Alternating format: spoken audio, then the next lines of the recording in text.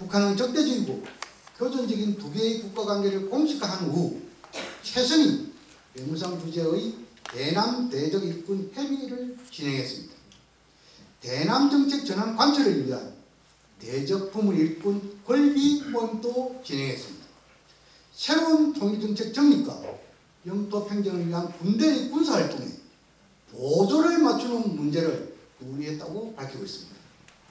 민하역, 범민련, 6.15 실천위원회 등 기존의 대남 기구들을 외무성, 내각, 군부 등에 분산 재배치하고 새로운 기능도 부여한 것으로 추정됩니다. 대남 선전 매체도 통폐합 및 기능 재조정에 들어간 것으로 보여집니다. 오늘 개최된 북한 최고인민회의에서 남북관계와 통일 문제를 법제화 또는 헌법화한 것인지 눈여겨볼 대목이 아닌가 생각됩니다. 북한은 존엄사수, 국위제고, 국익수호 등 대남 대적투쟁 3대 원칙을 밝혔습니다. 존엄은 김정은 위원장과 백두혈통의 존엄으로서 정권 종말, 참수작전을 결코 좌시하지 않겠다는 것입니다. 국위제고는 핵보유국의 지위를 확고히 하겠다는 것입니다. 국익수호는 외교에서 자주 평화 친선의 원칙하에 국익을 준시하겠다는 것입니다. 대미 대적투쟁의 구체적 목표는 밝히지 않았지만 대화를 통한 북미 간 관계 정상화를 보류하고 주한미국 철수 투쟁보다 핵전쟁 불사론에 집중하고 핵보유국의 지휘하에 북미 간 핵 군축 협상을 염두에 두고 있는 것이 아닌가 생각됩니다. 북한은 남측인 우리 측의 통일 방안은 흡수통일, 체제통일이라고 비판했습니다. 1민족 1국가 두 개의 제도에 토대한 자신들의 고려민주연방공화국 창립 방안과 상반됨을 분명히 지적했습니다. 북한의 남반부 영토 평정은 군부에 의한 무력 통일론이 깔려있는 것으로 보여집니다. 김일성은 잘 아시다시피 민족해방, 조국해방 운운하면서 한국전쟁을 일으켰습니다. 1민족 1국가의 인식하에 해방에 방점을 둔 무력 통일론이었습니다. 김정은은 사회주의 민족과 자본주의 민족이라는 두 개의 민족과 적대적이고 표준적인 두 개의 국가라는 인식하에 영토 평정에 방점을 둔 무력 통일을 꿈꾸고 있는 것으로 보여집니다. 보통 전쟁에서 1차 타격용은 전차, 장갑차 등의 재래식 무기이고 핵무기는 2차 타격용으로 알려져 있습니다. 현 단계 북한은 핵무력 고도화에 집중하고 있으나 2014년 이후 전차, 장갑차 등의 공격력 무기가 상당히 노후화되고 있다는 점에서 무력 통일의 현실화는 많은 시간이 소요될 것으로 분석합니다. 북한은 반제자주국과의 협력을 강조했습니다. 한미일대 북중의 신냉전을 구도를 염두에 둔 것으로 보여집니다. 연초부터 협력 강화를 위해 최승희 외무상이 러시아를 방문하고 김성경 부상이 우간다의 비동맹회의와 개도국 정상회의에 참석했습니다.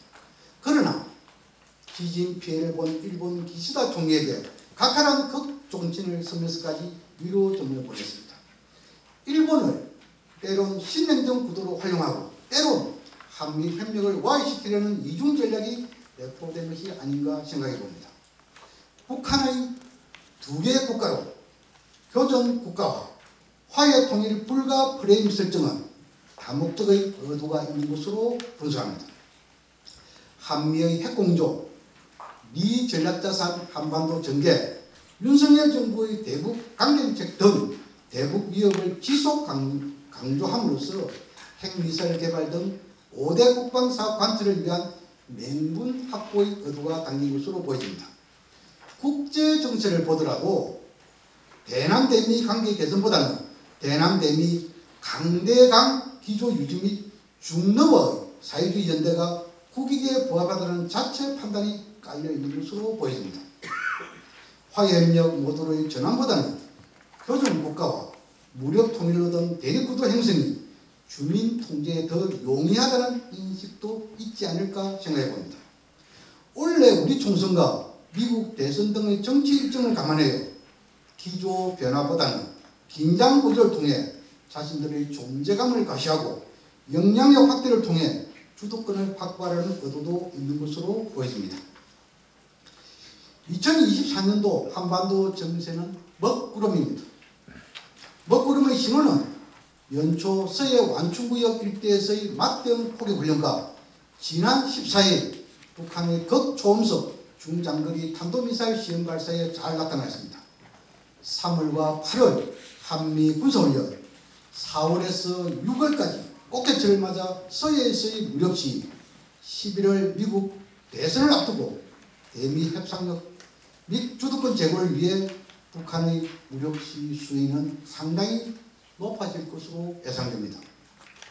남북한 모두 9.19 군사합의 전면 파기를 공식화하고 남측의 신원식 국방장관은 적각 강력히 끝까지 응징이라는 적강 끝의 말폭탄을 날리고 북측의 김여정 부부장은 적사 강제주권 끝까지라는 북한판 적강 끝 말폭탄을 응수했습니다. 마침내 김정은 위원장은 30년 전 1994년 서울 불바다론을 연상케 하는 대한민국 초토화 운운하고 있습니다. 남북한 당국자들은 시원한 말폭탄이 독으로 돌아온다는 것을 상기하면서 말 한마디가 천냥빛을 갚는다는 속담을 꼭 되새겼으면 합니다. 2024년도 한반도 정세의 먹구름 예측 속에 우리의 대응 방향에 따라 먹구름이 맑은 하늘로 변할 수 있고 반대로 태풍으로 변할 수도 있습니다. 윤석열 정부가 6.15 실천위원회와 미나협 등에 대한 대응 조치를 잘못하면 북한의 대남 심리전에 말려들면서 남남 갈등이 격화될 수도 있습니다. 북한의 적대적 이해 국가로는 독일 통일 전 동독의 주장과 유사한 점을 가지고 있습니다. 분단 초기 서독은 하나의 독일이라는 할슈타인 원칙에 따라 동독의 국가성을 인정하지 않았습니다. 동독은 국가성 인정을 목표로 1민족 2국가의 국가연합을 주장했습니다. 1970년 국제사회의 대탕들을 맞아 서독의 진보 정부의 빌리 브란트 정부는 1972년 동서독 기본조약을 제거하고 유엔에 동시 가입도 하였습니다. 브란트 정부는 두 개 국가론의 고착화에 따른 민족 통일의 멀어짐을 해소하기 위해 동서독 특수관계론을 도입하였습니다. 대외적으로는 동독을 국가로 인정하면서 내부적으로는 통일을 지향하는 잠정적 특수관계로 규정한 것입니다. 1970년대 중반 동독의 호네코 서기장은 동서독 기본조약에도 불구하고 서독 정부가 통일 주도권을 계속 보유하라 하자 민족 개념까지 분리한 사회주의 민족국가 대 자본주의 민족국가라는 일종의 이민족 이국가 체제를 주장하게 됐습니다. 동독은 1976년 당대회에서 당 강령 중 통일 관련 조문을 삭제하고 독일에는 서로 다른 두 개의 민족국가가 존재함을 명시한 것입니다. 아직 법제화는 아니지만 당 전원에서 북한의 주장은 동독의 주장과 아주 유사합니다. 동독 정부는 정치적으로 두 개의 국가성을 강화하는 주장을 지속했지만 경제 문제도 서독과의 교류를 함부로 끊을 수 없었고 결국 경제 파탄에 의한 동구 공산권의 붕괴와 소련의 해체로 서독에 편입되는 행국을 맞게 되었습니다. 동독의 두 개의 국가론과 서독의 특수관계론이 우리에게 주는 함의는 간단합니다. 동독이 두 개 국가 체제를 유지하였음에도 서독이 이에 불함없이 특수관계론에 입각한 민족국가 통일 방안을 유지하고 정권의 교체와 관계없이 동방정책을 지속 추진한 것입니다. 결론 말씀드리겠습니다. 한반도 정세의 불확실성에서 여기서도 계속 강조되었습니다만 또 우리가 반드시 견지해야 될 가치는 평화입니다. 남북, 미중 등 한반도를 둘러싼 모든 국가들은 힘에 의한 평화를 강조합니다. 일부 보수주의자들은 한미동맹과 군사력만을 힘으로 보고 있습니다. 힘에 의한 평화에서 대화가 없으면 힘에 의한 대결이 됩니다. 대결의 결과는 군비 경쟁과 전쟁으로의 비하 가능성만 높여줍니다. 개헌 사례에 비춰보면 한국의 보수 정부는 힘에 의한 평화를 강조하면서 대화를 소홀히 했습니다. 진보 정부는 힘에 의한 평화를 강조하면서 대화의 목소리를 높이고 국방력 강화를 조용히 추진했습니다.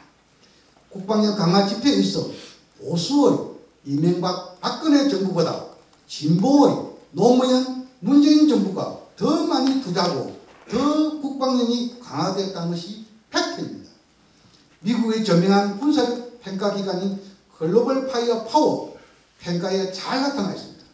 남북관계 및 외교는 상대가 있기 때문에 대화의 목소리를 높이면서 조용히 힘을 키우는 것이 기본입니다. 보수 정부가 대화 없이 힘에 의한 평화를 강조하는 것은 국가 안보가 아니라 정권 안보라는 의구심을 가지지 않을 수 없습니다.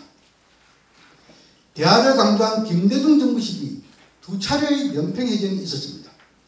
힘을 내세운 MB 정부 시기 연평도 포격이 있었습니다. 정책 평가는 결과보다 과정을 중시합니다. 김대중 정부 시기 햇볕 정책에도 불구하고 도발 불용을 행동화했습니다. 힘을 강조한 MB 정부 시기 연평도 포격전에 원적 타격을 하지 못했습니다. 미국의 반대 때문이었습니다. 그것이 현실이었습니다.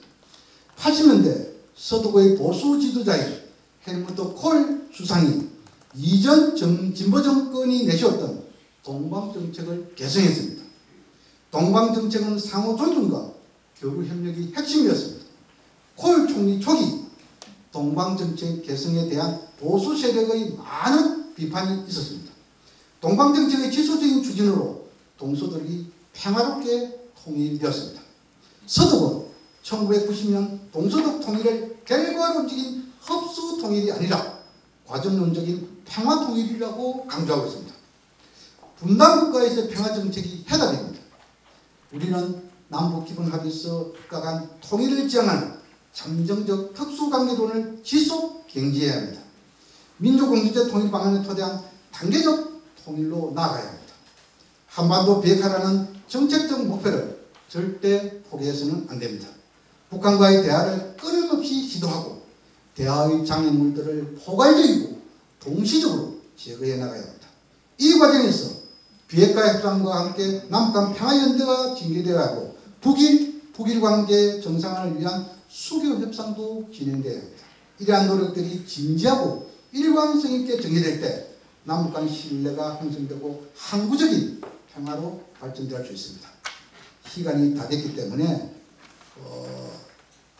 하나의 일종의 그 뭐랄까요, 슬로건이랄까요, 대화를 하면 평화가 보이고 대결을 하면 전쟁이 보인다는 동서고금의 역사적 경험은 이미 증명되었습니다.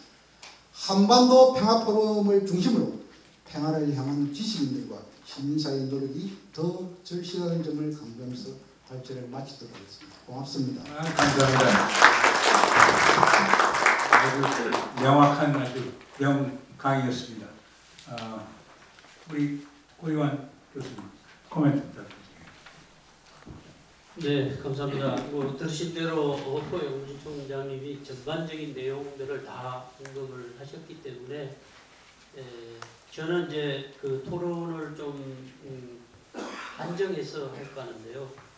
특히 지금 이제 지난 연말 전원회의에서 제기됐던 한반도 두 개 국가론이 나오게 된 배경과 앞으로 그거와 관련된 우리가 어떤 생각해야 할 것인지에 대해서는 한정해서 좀 말씀드리겠습니다. 저는 기본적으로 한반도에 두 개의 국가가 존재한 것은 사실이죠. 사실인데 그동안 이제 남북 관계라는 측면에서 기본 합의서에 잠정적 특수관계론을 도입해서 결국은 이제 남북 관계의 이중성을 그대로 반영해서 때로는 우리의 자의 일부, 같은 민족, 동족의 일부이자 또 때로는 적이라고 하는 그런 이중성을 늘 갖고 있었는데, 그래도 이제 그 6.15 시대 이후에 남북 화해협력 시대가 열리면서 그래도 특수관계론적인 인식이 더 강했는데 최근에 와서 다시 이제 그 주정론이 부활하고 두 개의 그 교전관계론으로 그 두 개 국가론이 이제 부각되고 있는데요.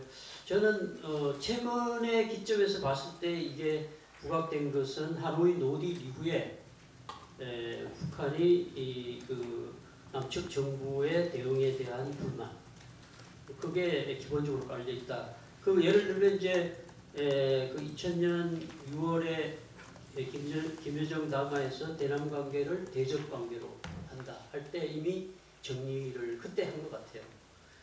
그래서 이제 그렇지만 그거 하나가 이렇게 된 건 아니라고 보고요. 이후에 이제 그 북한이 전략 국가로서 핵을 가진 전략 국가로서의 지위가 높아진 것, 이거 이제 그게 반영돼 있는 것 같고, 또 다른 하나는 최근에 와서 이제 그 윤석열 정부의 그 대북 인식과 그 대북 정책에서 원인을 또 찾고 있는데, 그게 이제 헌법 문제를 공식적으로 제기를 했습니다. 그러니까 우리 그 헌법 3조 영토 조항을 한반도와 그 부속 도서로 한다는 것과 이제 그 4조의 그 평화적 통일 조항이 있는데, 이걸 지금 정부가 금과 옥조적으로 그 헌법에 충실한다고 하면서 앞으로 내세우고 있는데요. 예를 들어서 제가 있던 연구기관에도 지금 홈페이지 들어가면 첫 페이지에 거기 열려 있고, 아까 그 통일교육원도 그렇게 열려 있다고 하더라고요. 그리고 대통령이나 장관이 그 얘기를 계속하는데, 그 얘기를 한다는 것은 북한은 불법 단체에 불과한 것입니다.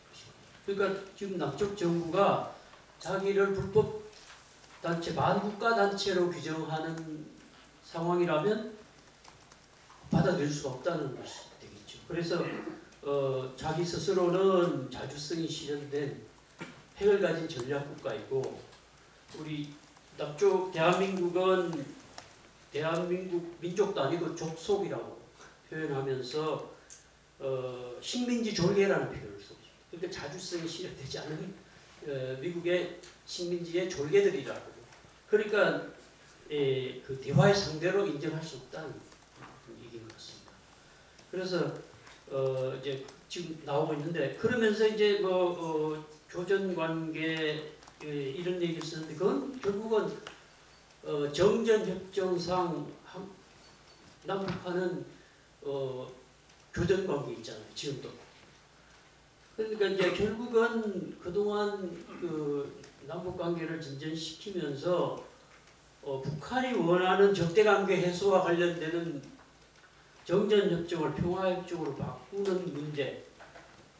그러니까 그 아까 백낙천 선생님 말씀하신 그 분단 체제론으로 굳어진 이 체제를 새로운 체제로 바꾸는 노력은 하지 않고 경제 평화론, 평화 경제론, 이런 그 신기능주의나 기능주의 방식으로 경제적인 인센티브를 제공하면서 뭐 핵을 동결시키고 관계 정상화라든가 이런 것은 뒤로 밀어놓고, 평화협상이라는 것은 뒤로 밀어놓고, 그러니까 결국은 오늘날 자기들이 그런 그 핵을 가진 전략 국가로 되게 된 데는 결국 그 문제를 뒤로 빼놓은 남측과 미국의 책임도 있다, 이런 얘기인 것 같습니다. 그래서 스스로도 김일성, 김정일 시대에 얘기했던 민족 공조론을 벗어나서 지금은 우리 국가 제일주의론을 내걸고 한반도에 이제 두 개의 국가가 존재한다는 식으로 이제 정리를 하면서 원칙으로 정해놓은 것은 분명합니다. 강대강, 원래 선대선이 있었는데 이제 선대선을 기대할 게 없으니까 강대강 정면 승부의 대적 투쟁 원칙이라고 얘기하고 있습니다. 여기에는 대미, 대남 다 포함되는 원칙이거든요. 그래서 그 전원회의 내용이나 최근에 북에 나오는 문건들을 자세히 읽어보시면 전부 조건들입니다. 미국과 남쪽이 어떻게 한다면 우리는 거기에 맞받아서 핵 사용이라든가 전 영토 평정하겠다, 이런 식으로 그 논리 자체가 그 조건부입니다. 근데 우리 쪽에서는 계속 뭐 연초부터 북이 무력 도발을 할 것을 김정은 위원장이 뭐 지시했다 하고 국정원에서 얘기하고 있고, 그리고 뭐 꼭 뭐 곧 그 어떤 그 무력 충돌이 있을 것처럼 또 있다면 뭐 적강 끝인가 뭐 이런 얘기를 하고 있고. 그러니까 이제 북에서는 아니다. 우리는 지금 우리가 먼저 할 생각은 없다. 핵미사일 보도와 관련되는 뭐 기술과 그것은 늘 하는 방식대로 가되 미국과 한국이 강하게 나오면 우리는 거기에 맞받아서 강하게 나간다는 거거든요. 그래서 오늘도 그 조선중앙통신에 나온 거 보면 북에서는 이렇게 얘기하고 있습니다. 그 극단적인 군사적 충돌을 유발시켜서 날로 심각해진 현 통치 위기에서 벗어나기 위한 단발마적 발악이다. 이렇게 남측의 의도를 그렇게 얘기하고 있습니다. 그러니까 남측이 그런 의도를 갖고 있다는 걸 북이 스스로 밝혀놓고 있습니다. 그러니까 그런 걸 보면 이게 상대적인 거라는 것이죠. 그래서 이거 어떻게 관리하는 것이 중요한데 지금 관리할 생각을 하지 않고 이걸 자꾸 고조시키려고 하는 이제 지금 그 남측 정부에 대한 우려를 하고 있는 것 같습니다. 그래서 지금 이제 앞서도 여러분들이 말씀하신 것처럼 세계 전쟁을 할 수 있느냐 이런 국면에서 자꾸 우리 한반도에서 또 다른 어떤 그런 것이 일어나는 게 과연 누구에게 유리한가? 그리고 또 코리아 디스카운트라든가 한반도의 여러 가지 그 경제적인 문제들과 관련지어서 봤을 때도 위기 관리를 하는 게 유리하지 이거 위기를 고조시키는 게 유리한가? 이런 부분에서 이제 생각해봐야 할 문제인 것 같고요. 끝으로 이제 과제 부분에서는 헌법과 관련해서는 이게 사실은 지향성이고 과거에도 헌법학자들도 3, 4주가 약간의 불합리적 요소도 있다. 실효적으로 지배하지 못하는 땅에 대해서 우리가 지배한다고 해놓으니까 문제가 되는데 그러나 이제 그렇다고 해서 그걸 이제 폐기시키면 탈북민 받아들이는데 법적 근거를 찾고 그러니까 이제 그거에 대한 구속 조치적으로 하위법에서 남북 교류 협력법이라든가 그 남북관계 발전법이라든가 이런 그 하위법에서 이걸 규제해 나가는 걸로 피해 나가고 있는 그런 상황이거든요. 그런데도 계속 그것이 이제 그 당위적인 것을 실효적으로 지배하는 것처럼 또 지배할 것처럼 얘기하면서 그 3, 4절을 계속 그렇게 얘기하는 것이 바람직한지 하는 것도 한번 생각해 봐야 될 것 같고요. 그 다음에 이제 이게 지금 더 이상 이런 조건에서 아까 백낙전 선생님도 말씀하신 체제를 바꾸는 건 시간이 많이 걸리는 문제이고 해야 할 일이 많아서 관계 정상화 쪽에 좀 무게를 두고 가야 되지 않는가 저는 그렇게 봅니다. 그래서 예를 들면 92년도 한중 수교도 결국은 그 정전 협정상 교정 관계이지만 수교에서 지금 관계 정상화로 가는 것처럼 북미 북일 또 필요하다면 남북도 기본 그 협정 같은 걸 이 기본 조약 형태로 바꾸어서 관계를 일단 정상화하고 풀어나가는 것도 한 방법이다라는 생각을 하면서 토론을 마치고자 합니다. 감사합니다. 감사합니다. 우리 김준영 교수님부터 합니다. 네, 안녕하십니까. 김준영입니다. 양무진 총장님 발제문 발표하신 것보다 훨씬 더 풍부한 내용을 갖고 있는데 많이들 다른 부분도 읽어주시면 좋겠습니다. 저는 같이 논리적 구조를 같이 따라가면서 제 견해를 좀 밝힐까 합니다. 5가지로 나누는데 각각 말씀드리겠습니다. 전체 지금 국제 질서에 대한 제 생각을 말씀드리고요. 그다음에 북한의 입장, 그다음에 윤 정부의 입장, 그리고 미국의 입장, 그리고 마지막에 뭘 할 수 있을까까지 짧게 말씀드리도록 하겠습니다. 향후 한 세대, 지금 지난 세대는 탈냉전이었는데 향후의 한 세대는 신냉전이라는 말도 있고 있는데요. 저는 신냉전에 대해서는 전적으로 동의하지는 않습니다. 다만 미중 전략 경쟁은 30년이 아니라 그 2배, 3배 정도도 갈 수 있다고 저는 생각을 하는데 문제는 신냉전이 아닌 상황에서 상호의존된 세계에서 미중 전략 경쟁은 오히려 다극화를 자극할 것이고 이 다극화는 다자주의와 좀 다릅니다. 다자주의는 국제기구, 국제규범이 작동하는 잘 정돈된 다자주의와 다극화는 그야말로 파편화이고 혼란이고 이것이 어떤 패턴이나 법칙이나 규범이 작동하지 않는 저는 어떤 경우에는 이 인류 문명이 붕괴할 수도 있다. 저는 그렇게 생각할 정도로 좀 비관적일 때가 무서울 때도 있습니다. 그래서 저는 뭐 국내적으로는 그 이태원 참사나 아니면 최근에 야당 대표의 그 테러 같은 것들을 일어날 수 있는 일이 또 좌절하는데, 이것이 일어난 다음에 이것을 해결하는 방식이 또 대응하는 방식이 너무 야만적이라서 희망이 좀 없다고 저는 생각을 합니다. 죄송합니다. 희망에 대해서 얘기하고 있는데 일단 나디에 바닥까지 내려가 보기로 하고요.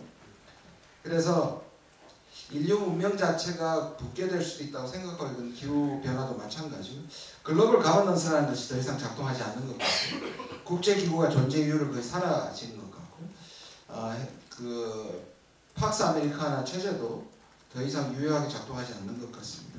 그러다 보니 극우 민족주의가 국내 정치가 국제 정치에 국내 정치화한다든지, 아까 홍익표 원내대표에서 말씀하신 것처럼 국가의 안보보다는 정권의 안보나 정권의 이익이 앞서는 것이 비단 우리나라뿐만 아니라 전 세계적인 현상이 되고 있다고 생각합니다.